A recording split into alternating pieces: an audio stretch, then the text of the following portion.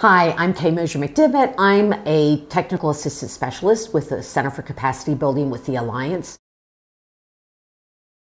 Activity 2 is a review of the Housing Barrier Assessment Tool.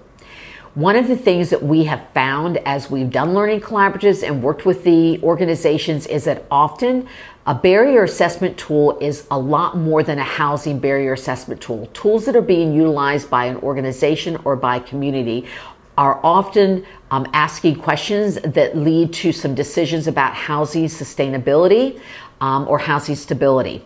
One of the key components that we focused on in the first part of session 1 was that you need to be clear about the difference between housing barriers versus stability and sustainability barriers. That acceptance into the rapid rehousing program and rapidly rehousing people should not be dependent upon sustainability barriers, but rather just knowing what the housing barriers are. One of the other key things that we continue to say to the programs as they work through this is that the housing barrier assessment tool is not to screen people out of the program, but rather to determine what are the types of services, what are the type of skills that we're going to need to have in order to house families that have different types of barriers. One of the other things we found in a lot of tools is that the answers were really open to an individual's perception, the assessor's perception, and would say, does it appear that this family has these issues, rather than saying, they would have to make a decision based on an answer, is this person high, moderate, or low, versus being very clear.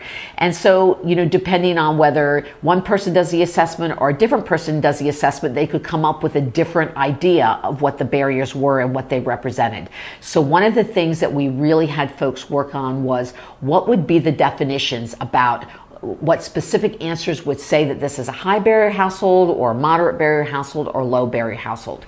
We found that across the collaboratives and across the 33 participating organizations and the particular learning collaborative we worked with is that this was the one thing that almost every organization felt they needed to work on.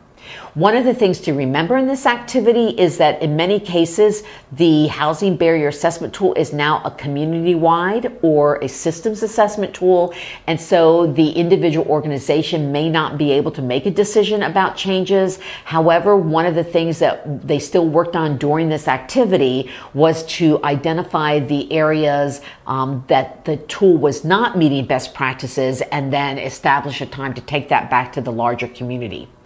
One of the things that may happen if you do have a learning collaborative where everybody's within the same system is that this may end up being an activity while it's considered an organizational activity. You may find that all of the organizations that are there choose to work on this as a learning collaborative and have a collaborative-wide tool.